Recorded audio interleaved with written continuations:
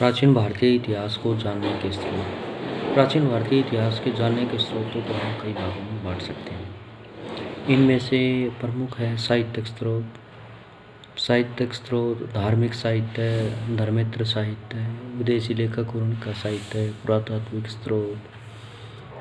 तो इसके अलावा कुछ पुरातात्विक साहित्य भी हैं। तो हम देखते हैं पहले साहित्यिक स्रोत। साहित्यिक स्रोत को दो भागों में बांटा जा सकता है, धार्मिक साहित्य और गैर धार्मिक साहित्य। तो हम पहले देखते हैं रिलीजियस लिटरेचर। इसमें है वेद जो हमारे 4 वेद हैं। इसके अलावा वेदांग है जिनकी संख्या 6 है। शिक्षा, कल्प, व्याकरण, निरुक्त, छंद, ज्योतिष। ब्राह्मण ग्रंथ है। वेदों की गद्य रूप में की गई सरल व्याख्या को ब्राह्मण ग्रंथ कहा जाता है। आरण्यक है, इनकी रचना जंगलों में की गई, इसे ब्राह्मण ग्रंथ या अंतिम हिस्सा माना जा सकता है जिसमें ज्ञान और चिंतन की प्रधानता है। इसके अलावा उपनिषद हैं, इनकी संख्या 108 है। ब्रह्मा विद्या प्राप्त करने के लिए गुरु के समीप बैठना, इन्हें वेदांत भी कहा जाता है। महाकाव्य, इसमें रामायण और महाभारत है। पुराण, इसमें इनको पंचवेद भी कहा जाता है। पुराणों में सबसे प्राचीन और प्रमाणिक मत्स्य पुराण है। यह सातवाहन वंश से संबंधित है। इसके अलावा बौद्ध साहित्य है, मूल रूप से 4 भागों में बांटा जा सकता है, जातक, त्रिपिटक, पाली, संस्कृत। जातक, इसमें 550 कथाएं हैं। इसमें महात्मा बुद्ध के पूर्व जन्मों की कहानियाँ वर्णित हैं। त्रिपिटकों की भाषा प्राकृत है। ये मुख्य रूप से 3 हैं, सूत पिटक, विनय पिटक, आदि धम्मपिटक। पाली ग्रंथ प्राचीनतम बौद्ध ग्रंथ पाली भाषा में है। मिलिंद पन्हो, इसमें यूनानी नरेश मिनांडर या मिनिंद और बौद्ध भिक्षु नागसेन के बीच वार्तालाप का वर्णन है। दीपवंश, श्रीलंका के इतिहास पर भी प्रकाश डालने वाला पहला बौद्ध ग्रंथ है। महावंश, इसमें मगध के राजाओं की क्रमबद्ध सूची है। चूल वंश, इसमें कैंडी चोल साम्राज्य के विघटन की जानकारी मिलती है। संस्कृत ग्रंथ ललित विस्तार, दिव्य वेदांत। इसके अलावा जैन साहित्य है, इन्हें प्राकृत और संस्कृत भाषा में लिखा गया, इन्हें आगम कहा जाता है। आचार्य सूत्र, इसमें जैन भिक्षुओं के विधि निषेध और आचार विचारों का वर्णन है। भगवती सूत्र, इसमें महावीर स्वामी के जीवन, अन्य समकालीनों के साथ उनके संबंधों का वर्णन है। इसमें 16 महाजनपदों का भी वर्णन है। इसके अलावा कुछ प्रमुख दर्शन हैं, चारवाक, भौतिकवादी दर्शन, सांख्य, योग, न्याय, वैश्विक, पूर्व मीमांसा, उत्तर मीमांसा। नॉन रिलीजियस लिटरेचर में संगम साहित्य है। इसमें चेर, चोल, पांड्य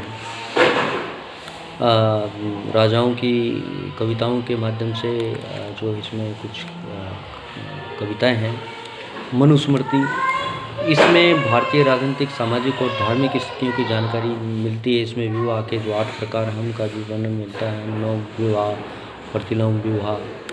नारद स्मृति, इसमें गुप्त वंश के विषय में जानकारी मिलती है। अर्थशास्त्र, कौटिल्य द्वारा संस्कृत में रचित इस ग्रंथ को भारतीय राजनीति का पहला भारतीय ग्रंथ माना जाता है। लगभग 6000 श्लोकों वाले इस ग्रंथ में मौर्यकालीन राजनीतिक, सामाजिक, आर्थिक और धार्मिक स्थितियों का वर्णन है। इसके अलावा मुद्रा राक्षस विशाखा दत्त द्वारा रचित नाटक में चंद्रगुप्त मौर्य और उसके गुरु चाणक्य द्वारा नंद वंश के पतन और मौर्य वंश की स्थापना का वर्णन है।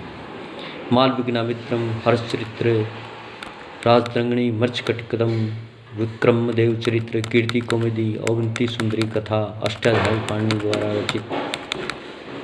तो ये कुछ ऐसे ग्रंथ हैं। इसके अलावा कुछ विदेशी लेखक हैं और उनका साहित्य है।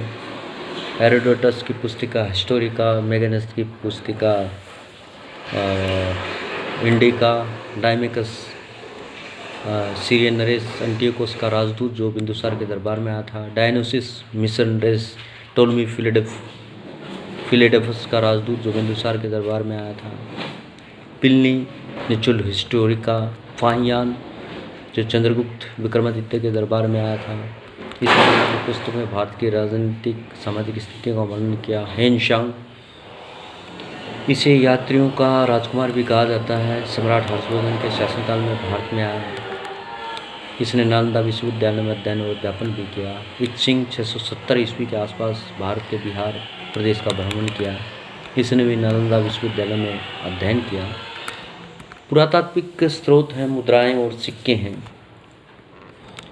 कुछ प्रमुख अभिलेख हैं: जूनागढ़ गिरनार अभिलेख, एन अभिलेख, ऐहोल अभिलेख, हाथी गुफा अभिलेख, इलाहाबाद अभिलेख, मास्की गुजरा, भारबू रूपनाथ अभिलेख, बोजंगाई अभिलेख। स्मारक हैं कुछ, जैसे तक्षशिला है, यहाँ से प्राप्त अवशेष से कुषाण वंश के इतिहास की जानकारी प्राप्त होती है। तो कुछ अर्ध ऐतिहासिक साहित्य हैं: मुद्राक्षक, अभिज्ञान, शाकुंतलम, अर्थशास्त्र। ऐतिहासिक साहित्य हैं: हर्षचरित्र, पृथ्वीराज रासो, राजतरंगिणी। पुरातात्विक स्रोत जो स्तंभ, गुफाओं, मूर्तियों, मुद्राओं, शिलाओं आदि पर उत्कीर्ण होते हैं उन्हें अभिलेख कहा जाता है। इनमें सर्वाधिक महत्वपूर्ण अभिलेख सम्राट अशोक के हैं, जिनको पहली बार जेम्स प्रिंसेप ने पढ़ा था। कलिंगराज खारवेल का हाथी गुफा अभिलेख, समुद्रगुप्त का प्रयाग प्रशस्ति, रुद्रदमन का जूनागढ़ अभिलेख जो संस्कृत भाषा में जारी किया गया प्रथम अभिलेख माना जाता है। अभिलेखों के अतिरिक्त सिक्के, स्मारक, भवन, मूर्तियाँ, चित्रकला, भौतिक अवशेष, विदेशी विवरण है, हेरोडोटस की रचना हिस्टोरिका, भारत और ईरान के संबंधों की जानकारी। टोलमी ने ज्योग्राफी लिखा, हेनसांग हर्ष के समय 629 में आया, उसने शी युग की रचना की, अलबरूनी की तहकीक हिंद। तो इस प्रकार से धार्मिक साहित्य, गैर धार्मिक साहित्य, पुरातात्विक स्रोतों से प्राचीन भारत के इतिहास के ये स्रोत हैं, इनसे इतिहास की जानकारी प्राप्त कर सकते हैं और इतिहास को समझ सकते हैं।